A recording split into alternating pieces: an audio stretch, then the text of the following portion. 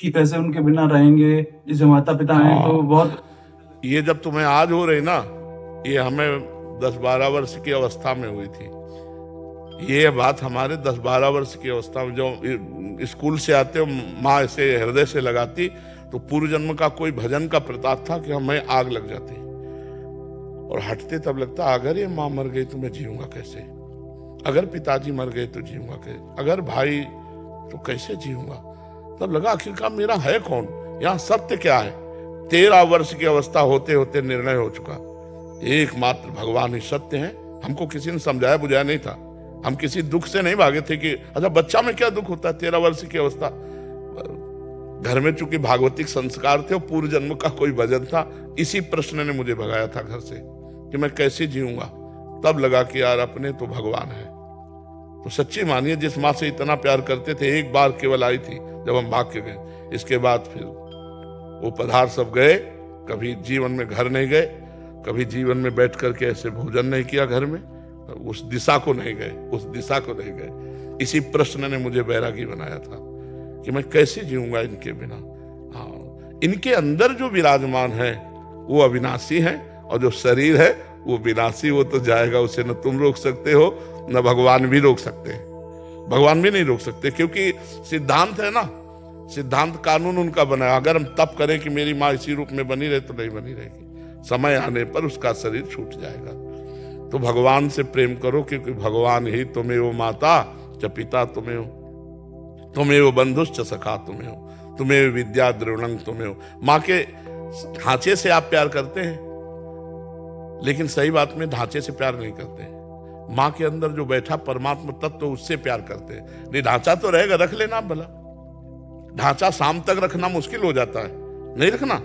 लगता है कि यार पैसा अपनी जेब से लगा के उसे फूंक देते हैं जल्दी यार, क्योंकि शास्त्रीय आदेश से ज्यादा समय तक 100 को नहीं रखना चाहिए, उसका संस्कार कर देना चाहिए। और ढांचे से ही प्रेम किया है, तो हम कहते हैं कि ढांचे को रख लो, भले माँ चली गई। नहीं, माँ तो तुमने शरीर को माना, और शरीर में ही हमारा गर्भ में रहना हुआ, गर्भ से निकले, लेकिन जो माँ के अंदर तत्व था उसे तो नहीं जान रहे हो आप। वो तत्व न स्त्री है न पुरुष, वह परमात्मा तत्व, वो है श्री कृष्ण। महाराज जी, जब पूजा करते हैं तो पूजा करते समय मन एकाग्र नहीं रहता है, किसी दूसरी चीजों में जाता है। ये क्या है, अभ्यास योग युक्तेन चेतसा नान्यगामिना। हे अर्जुन, ऐसा अभ्यास करो कि चित्त कहीं न जाए, जहां जहां जा रहा है वहां से हटा हटा करके बार बार पूजा में लगाइए। तो जब अभ्यास सिद्ध हो जाएगा तो फिर नहीं जाएगा। करत करत अभ्यास के जड़मत होत सुजान, रस्सी आवत जात ही सिल पर होत निशान। तो हमारा मन देखो कुछ तो लगने लगा है, जब बिल्कुल नहीं लग रहा था तो कुछ तो लगने लगा, क्योंकि आप अभ्यास में रत है। तो अगर और अभ्यास दृढ़ करें तो पूरा लगने लगेगा। कुछ लगने लगा मतलब हमने उस पर काबू पाया है। अब पूरा नहीं लग रहा है, मान लो 2 मिनट लगा फिर भाग गया, फिर भाग गया, तो हम उसे बार बार हटाकर अपने लक्ष्य में लाते हैं। ये अभ्यास योग युक्तेन चेतसा नान्यगामिना। यदि ऐसा अभ्यास करते रहे तो चित्त एक दिन एकाग्र हो जाएगा। हाँ, और जिस दिन प्रभु से अपनापन हुआ फिर चित्त चित्त ही हो जाता है, फिर उसकी सामर्थ्य नहीं रहती। हरिदास जी, महाराज जी आपके चरणों में कोटि कोटि प्रणाम। महाराज जी, आपके सत्संग सुनकर हमें अनोखा बल मिला है, भक्ति में बढ़ावा होता है। इसके लिए मैं ही नहीं सारा भारतवर्ष आपका ऋणी रहेगा। महाराज जी, मैं राम कथा वाचक हूँ। भक्त लोग हमें प्रश्न करते हैं, कृपया हमारा संशय दूर करें। महाराज जी, पूर्व में जो बड़े भक्त हो चुके हैं या संत हुए हैं, भक्त लोग उन महात्मा का मंदिर बनाकर पूजा करते हैं, उन्हीं का नाम जप करते हैं। क्या उन भक्तों को भगवत प्राप्ति हो सकती है? हाँ, पक्का हो जाएगी। हरि को निज यश ते अधिक, भक्तन यश पर प्यार। ध्रुवदास जी लिखे, ताते ये माला रची, करी ध्रुव कंठ सिंगार। भक्तन की नामावली, जो करी है चितलाय। ताके भक्ति बढ़े घनी, अरु हरि होई सहाय। अजहू सोच विचार के, गई भक्तन पद ओट। हरि कृपालु सब पाछली, क्षमी है तेरी खोट। जो भक्तों का नाम जप करता है, जो भक्तों को विराजमान कर उनकी सेवा करता है, तो भगवान उसके हृदय में घनी भक्ति, घनी भक्ति जहां काम क्रोध का प्रवेश ही नहीं हो सकता, ऐसी भक्ति। और जहां ऐसी भक्ति है उसको परम पद मिलना या भगवत प्राप्ति होना कोई संशय नहीं। 1000 बार हरि हरि कहे, और 1000 बार जो हरि हरि कहने का फल है वो एक बार भगवान के प्रेमी महात्मा का नाम ले ले। इतना भगवान आन मानते हैं अपने भक्त के। भगवान देखो स्वयं कह रहे सबरी जी से, 7वीं भक्ति, सातों सम मोहिमय जग देखा पर मोते अधिक संत कर लेखा। तो संत की छवि विराजमान करना, संत की मूर्ति विराजमान करना और उनकी आराधना करना भगवान को अतिशय प्रसन्न करना है। भगवान का एक यश सुना रहा हो और एक भगवान के भक्त का यश सुना रहा हो तो भगवान के भक्त का यश सुनने वाले से अधिक भगवान प्रसन्न हो जाए। हरि को निज यशते अधिक भक्तन यश पर प्यार। ये तो बिल्कुल खुली बात है। हमने तो कई बार सत्संग में कहा है कि जब घर से निकलो 5 भक्तों के नाम ले लो, अगर विघ्न हो जाए तो हमें बता देना। लेकिन विघ्न होना होगा तो बुद्धि बदल जाएगी, लोगे ही नहीं। भक्तों का स्मरण समस्त विघ्नों का नाश करने वाला है। भक्ति भक्त भगवंत गुरु चतुर नाम बपुएक, इनके पद बंधन के नासत विघ्न अनेक। अगर हम एक ही श्लोक याद कर लें, प्रहलाद नारद पराशर पुंडरीक व्यास अम्बरीश शुक सौनक भीष्म दालभ्यान रुक्मांगदा अर्जुन वशिष्ठ विभीषणादीन पुण्यानि मानि परम भागवतान स्मरण, इतने से काम हो जाएगा। 5 भक्त का अगर एक दिन में सुमिरन हो गया तो वो आपको धीरे धीरे भगवान की घनी भक्ति से युक्त कर देगा। जो भक्तों के चरणों का दास है वो निश्चित भगवान को अधीन कर लेता है, और जो भगवान का भक्त है वो भक्तों के चरणों का दास होगा ही होगा। दास दासोहम होगा ही होगा। तुलसीदास जी की जरा भावना महाराज जी की देखो, कह रहे तुलसी जाके मुख से धोखे निकसत राम, ताके पग की पगतली मोहरे तन की चाक। दास दासोहम ये जागृत ही हो जाता है, और बिना भक्त भजन के भगवान की विशेष प्रसन्नता नहीं मिलती। इसलिए जो भी भगवान के भक्त हैं वो भगवान के दासों को बहुत प्यार करते हैं। भगवान के दासों की भक्ति, भगवान की विशुद्ध भक्ति अजित को जीत सकता है।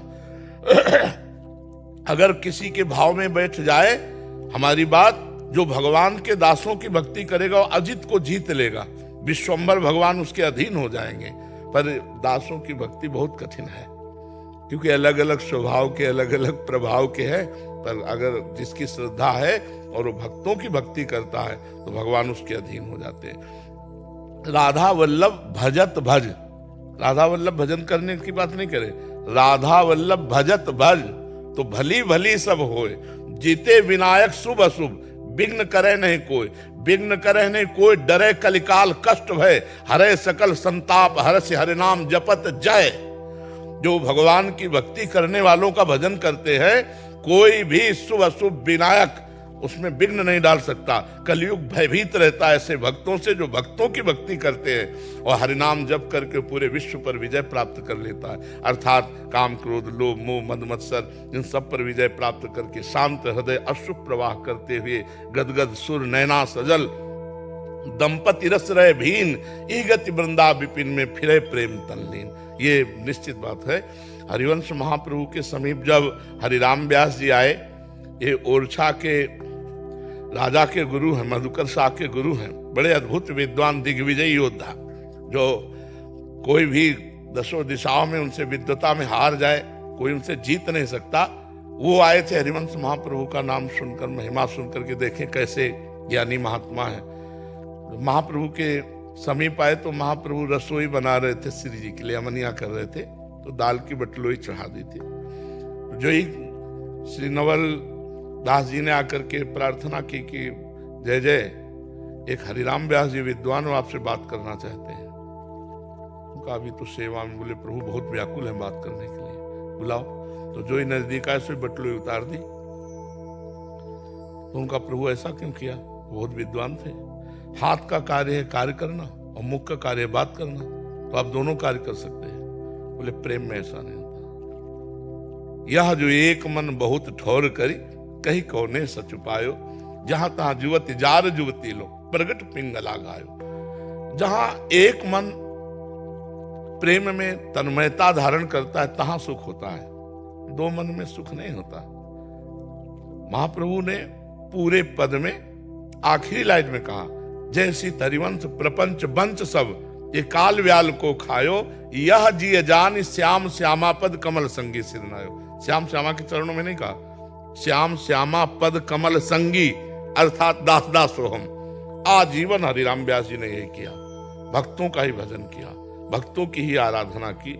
इतना विशुद्ध भक्ति का स्वरूप भक्तों के प्रति हरिराम व्यास जी जैसा देखना है, बड़े महापुरुष है। पर एक बार हरिराम व्यास जी संतों के साथ पा रहे थे, तो दूध परोस रही थी पत्नी, तो मलाई गिर गई हरिराम व्यास जी के सामने। तो उन्होंने देखा कि अच्छा ये शरीर पति है, तो तुम इसके दूध में मलाई डाल रहे हो, ये हमारे पति हैं संतजन, तो इनको ऐसे जाओ मैं तुम्हारा त्याग करता हूं। यद्यपि ऐसा नहीं था, स्वाभाविक ऐसी प्रक्रिया हो गई थी कि मलाई गिर गई थी। उन्होंने कहा हमारी ऐसी भावना नहीं थी, पर उन्होंने त्याग कर दिया। कई दिन हो गए न जल न अन्न, क्योंकि पति ने त्याग दिया और सेवा से हटा दिया, और रोज संत सेवा होती थी। तब संतों से प्रार्थना की कि भगवान आप सब जानते हैं कि हमारे द्वारा कोई ऐसी, तब संतों ने कहा कि हमारी आज्ञा है, यदि आप हमें मानते हो तो इनको सेवा में लीजिए। तो कहा सब आभूषण बेचकर संत सेवा करें, तो उन्होंने सब आभूषण। इतनी बड़ी भक्तों के प्रति भक्ति आचार्य आज्ञा से। तो सेवा कुंज के बगल में ही है, वहीं जुगल किशोर जी प्रकट हुए थे, स्वयं भू जुगल किशोर, जो आज पन्ना में विराजमान है। सेवा कुंज के बगल में ही है हरिराम व्यास जी की कुंज, वही वृंदावन के प्रकट हुए ठाकुर हैं श्री जुगल किशोर जी। तो भक्तों का जो भजन करते हैं इसमें तो मुझे कोई संशय नहीं। भक्तों का चरणामृत, भक्तों का उच्छिष्टामृत, भक्तों के वचन, भक्तों का स्मरण, ये तो निश्चित भगवान की प्रेम लक्षणा भक्ति से युक्त कर देगा। इसमें मुझे कोई मोरे मन प्रभु अस विश्वासा, राम ते अधिक राम कर दासा। आपकी क्या राय है इसमें? महाराज ये तो सही है। जो महाराज जी साकेतम चले जाते हैं, बाद में उनका मंदिर बनाते हैं। हाँ बिल्कुल बिल्कुल। नाम जापक को संध्या गायत्री कब तक करना चाहिए? जब तक सुधी रहे, जब तक स्मृति देह की रहे, और जब ब्रह्म नहीं, माया नहीं, नहीं जीव नहीं काल, अपनी सुधि ना रही, तब खत्म।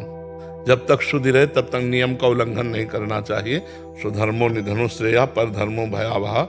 हम शेष समय नाम जप करें और संध्या के समय संध्या तर्पण आदि करके भगवतारा, वो भी तो भगवान जब सब रूपों में है, तो सूर्य भगवान के रूप में नहीं क्या? गायत्री मंत्र श्री कृष्ण स्वरूप है। गायत्री मंत्र जो है वो चिदानंद में श्री कृष्ण स्वरूप है, तो उसमें कोई अंतर नहीं, हरि स्वरूप है गायत्री मंत्र। तो हम समय समय पर जो भगवान ने आराधना कुल परंपरागत दी, हम उसको करते रहे, अन्य समय नाम जप करें। और जब हमारी शुद्धि ही खत्म है, वो बात अलग है। फिर नहीं, जब तक शुद्धि रहे तब तक नियम का पालन करना चाहिए। जी हनुमान चालीसा में एक चौपाई है, अंतकाल रघुवरपुर जाई, जहां जन्म हरि भक्ति कहाई। महाराज जी रघुवरपुर का अर्थ अयोध्या जी है, साकेत? दोनों है, दोनों है। और हरिभक्ति से महान युक्त होकर के ही तो साकेत में रहा जाता है, क्योंकि हरिभक्ति का जो स्वरूप है दास्य भाव, तो वो दास स्वरूप से ही रहता है। तो अयोध्या में जन्मे तो वो दास स्वरूप रहेगा, या साकेत में जाए तो दास स्वरूप रहेगा, उसमें कोई अंतर नहीं, क्योंकि हरिपुर दोनों है। अयोध्या सही पूछो तो अयोध्या ही साकेत है, साकेत ही अयोध्या है।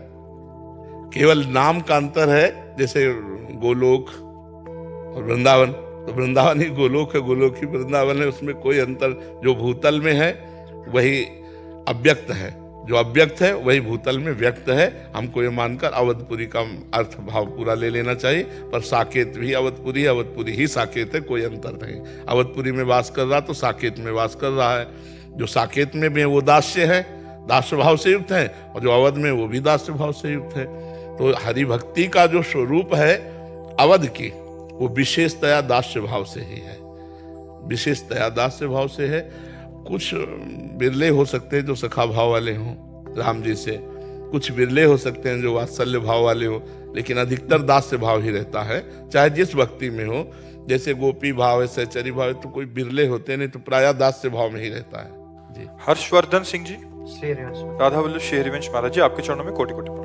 महाराज जी यद्यपि जीव जगत को नाशवान समझता है और ये भी मानता है कि नहीं, कहाँ समझता है? अरे बच्चा, ये बातें हैं, समझता कहाँ है? समझ गया तो फिर रोना क्या, जो जाग गया तो सोना क्या। समझ कहाँ गया? समझ तो ये केवल बातें हैं बच्चा, समझ रहे ना? ये समझो जो हम कह रहे हैं, केवल बातें हैं प्रवचन की। प्रवचन को जीवन में उतार लेना ये बच्चा अलग बात है। अगर ये बात समझ में आ जाए कि संपूर्ण जगत नाशवान है, ब्रह्म सत्यम जगन मिथ्या, तो बहुत ऊंचाई पर पहुंच चुका महापुरुष होता है, कोई साधारण थोड़ी होता है।